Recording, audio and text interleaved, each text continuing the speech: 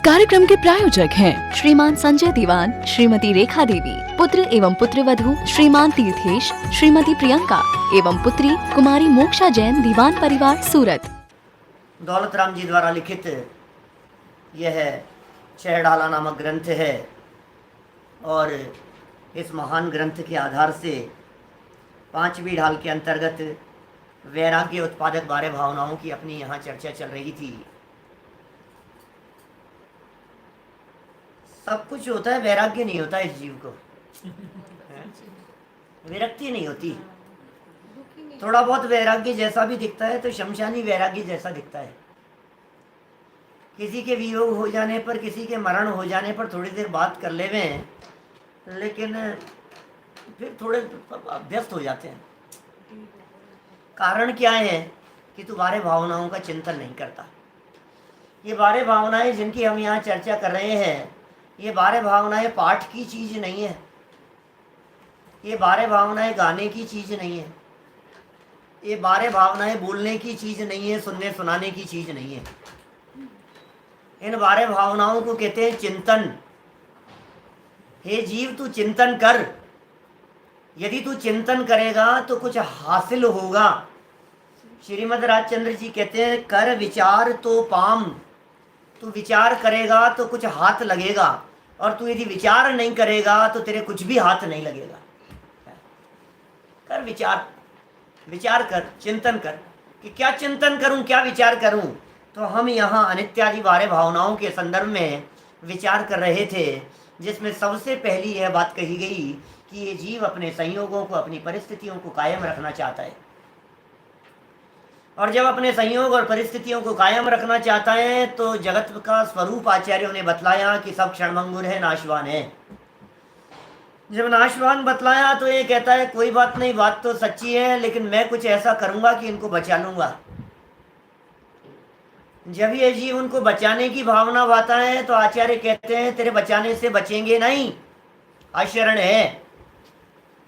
अनित्य तो थे ही, अशरण भी हैं। और जब ये तर्क और युक्ति से बात समझाई जाती है तो यह बात भी समझ में आ जाती है कि बात तो बिल्कुल सच्ची है, बचाने से भी नहीं बचते हैं भाई साहब। हमने बहुत कोशिश की थी लेकिन मरते न बचावे कोई, कौन बचाए, बचाने में भी समर्थ नहीं। फिर ये कहता है कोई बात नहीं, बचाने से नहीं बचेंगे, लेकिन जब तक है तब तक तो सुख भोग लिया जाए। जब तक है तब तक तो इनमें से सुख भोग लो। तो फिर आचार्यों ने एक तीसरी भावना लिखी जिसका नाम था संसार भावना।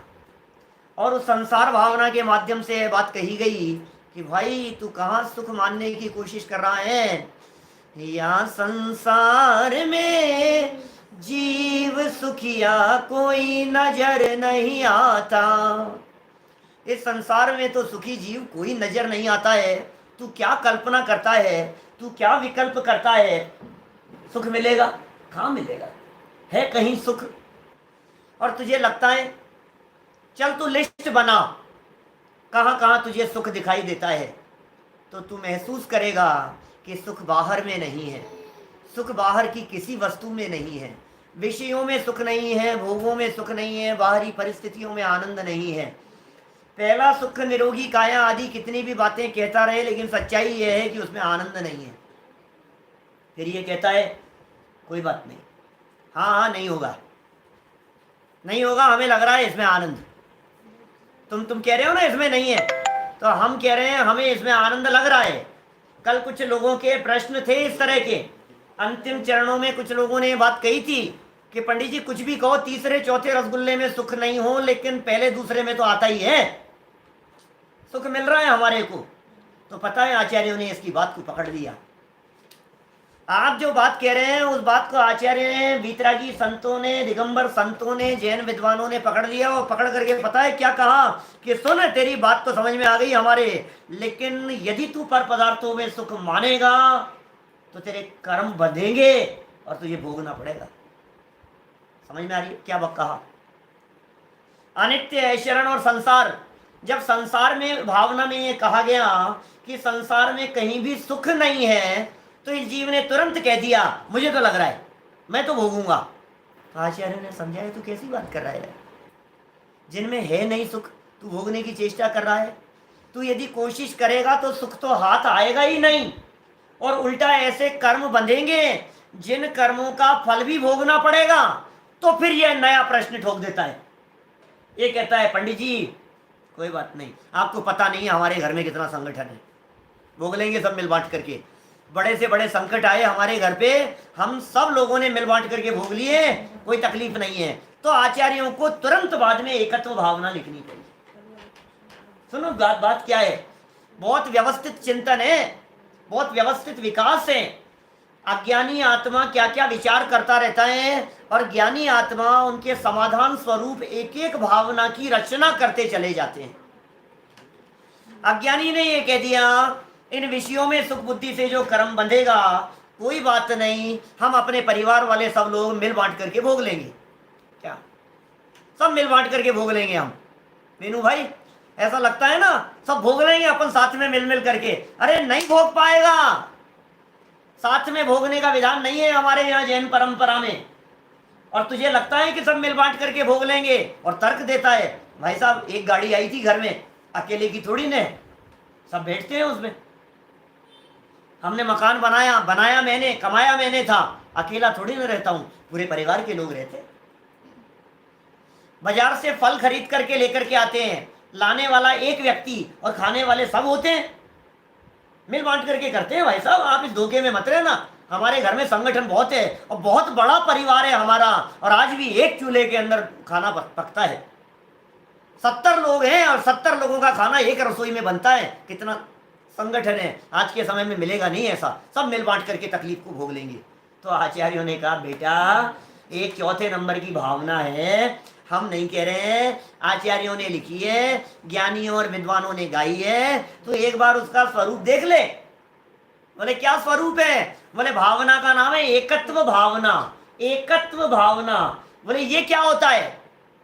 बोले ये होता है कि हर व्यक्ति को अपना अपना कर्म खुद को ही भोगना पड़ता है।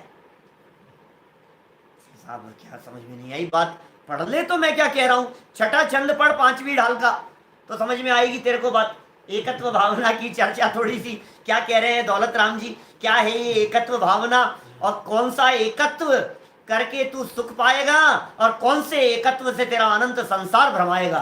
तू देख तो सही क्या कह रहे। बोलो, छठा छंद है 5वीं ढाल का, सब मिलकर के बोलना। आपका पूरा घर गुंजायमान होना चाहिए इस एकत्व पने से। आपको लगता है पूरे घर में संगठन है? सुनो सुनो जरा एकत्व की बात सुनो।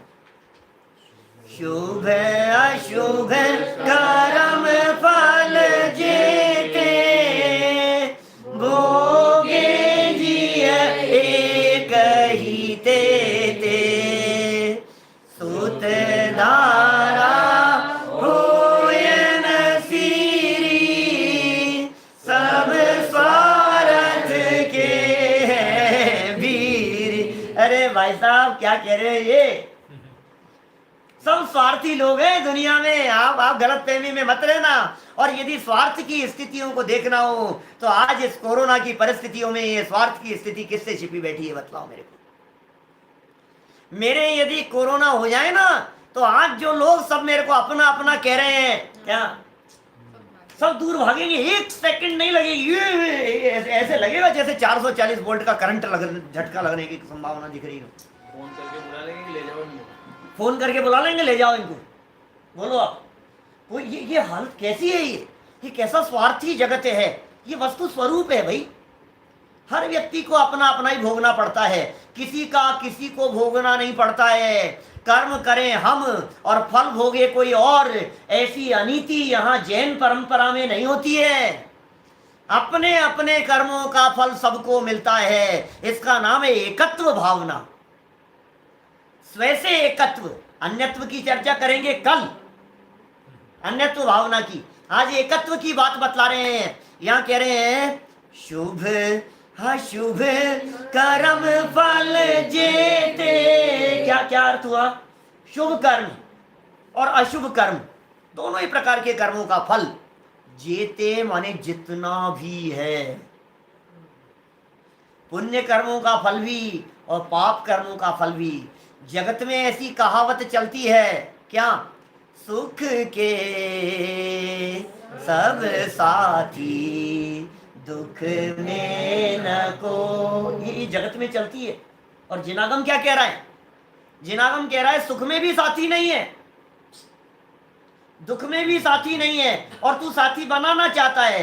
तेरे को शिकायत रहती है। पता है कई बार क्या होता है, ये शिकायत करता है इस प्रकार की, क्या बताऊं पंडित जी साहब, साथ ही नहीं देते। बस बस पत्नी साथ दे देवे, बस यदि हस्बैंड हमारे साथ में दे देवे, बस ये बच्चे साथ दे देवे, बस यदि भाई साहब हमारे को साथ देवे, तो फिर देखो आप क्या, अगर तुम साथ दो तो फिर क्या बात है। ऐसी ऐसी बातें करता है। लेकिन क्या बताऊं साहब, ये साथ नहीं देते, साथ नहीं देते। मैं आपसे पूछना चाहता हूं किस चीज में आपको साथ चाहिए, बोलो।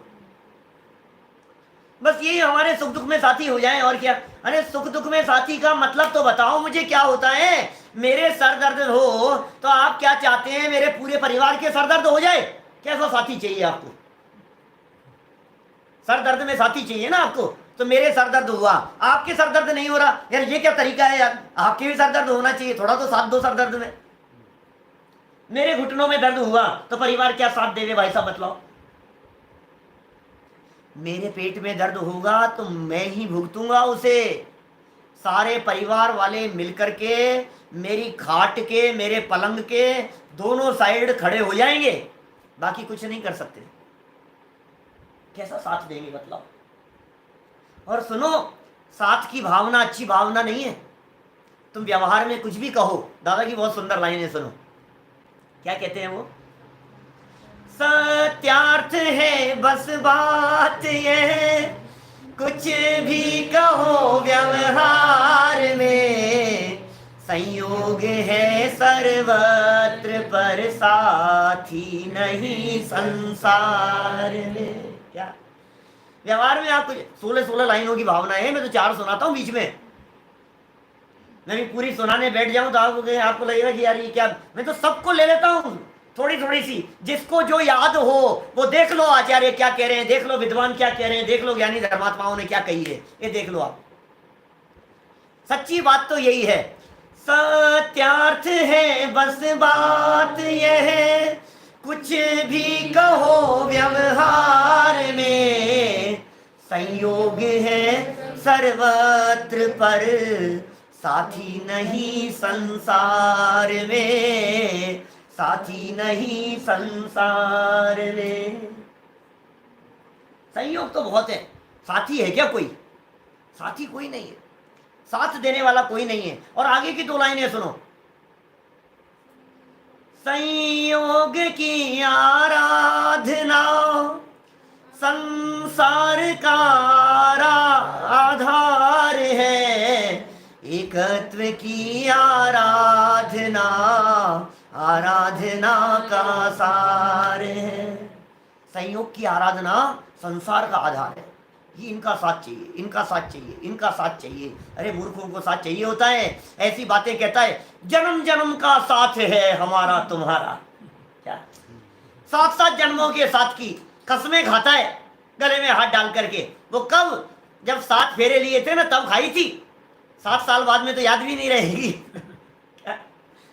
ये 7-7 जन्मों तक। अरे भाई ये जन्म जन्मांतरों का साथ मनुष्य गति के जीवों का नहीं होता है, ये जन्म जन्म का साथ निगोदिया का साथ होता है। ये क्या चाहिए? साथ में जन्म साथ में मरण, साथ में जन्म साथ में मरण। अरे मनुष्य गति में भी यदि साथ में जन्म होने लग जाए तो फिर वो तेरी पत्नी नहीं होगी, वो तेरी जुड़वा बहन होगी। साथ में जन्म होगा तो ये हर चीज अकेले अकेले हैं। ये एकत्व पने में बतला रहे हैं, साथ में कुछ नहीं है। कभी कभी मैं ये ऐसा कहता हूं, सुनो, जहां जहां तुम्हारे को साथ नजर आता हूं ना, जरा वहां कल्पना करना, सोचना जरा। जहां तुम्हारे को ऐसा लगता हो साथ है साहब, साथ है साहब, इनका साथ है, इनके साथ से यात्रा अच्छी हो गई साहब।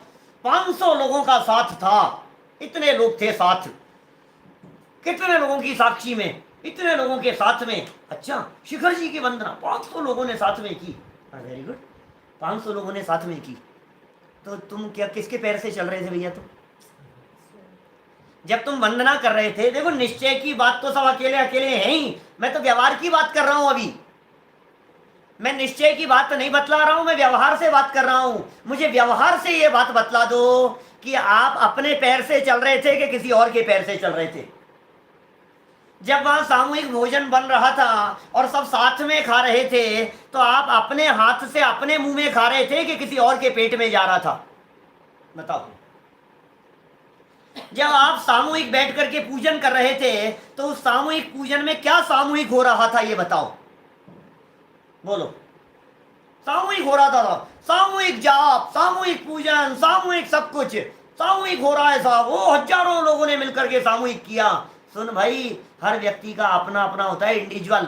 सामूहिक के अंदर भी तेरा द्रव्य तू चढ़ा रहा था, सामूहिक में भी तेरा पाठ तू बोल रहा था, सामूहिक के अंदर भी तेरे परिणाम तेरे साथ में थे। तेरे भाव जैसे होंगे वैसा फल तुझे लगेगा। अब बगल वाले के जैसे भाव होंगे वैसा फल उनको लगेगा। यहाँ साथ का विधान नहीं है हमारे यहाँ जैन परंपरा में। यहाँ तो एकत्व की भावना है, अकेलेपन की भावना है। पिता चले जाए मोक्ष में और पुत्र जाए नरक में, और पिता चला जाए नरक में और पुत्र जाए मोक्ष में, पत्नी चली जाए स्वर्ग में और पति जाए मोक्ष। कौन किसका साथ देगा भाई साहब? प्रथमानुयोग उठा करके देखो तो आपको ऐसी ऐसी विचित्र विचित्र प्रकार की घटनाएं दिखाई देगी जिन्हें देख करके आपका दिल दहल जाएगा। जिनके लिए दिन रात एक करते रहे, बोलो वे रामचंद्र जी जब दीक्षा ली तो सीता का जीव ऊपर स्वर्ग से आ गया उपसर्ग करने के लिए। ये हाल है जगत का।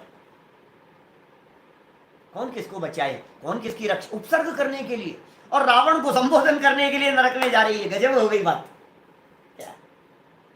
रामचंद्र जी पर वो सीता का जीव उपसर्ग करने के लिए आया है और रावण के ऊपर रावण को जाकर के संबोधन करने के लिए जा रहा है। और अगले भवों में, कुछ भवों बाद में, ये रावण का, सीता का जीव तो होगा पिता और रावण और लक्ष्मण होंगे उनके बेटे।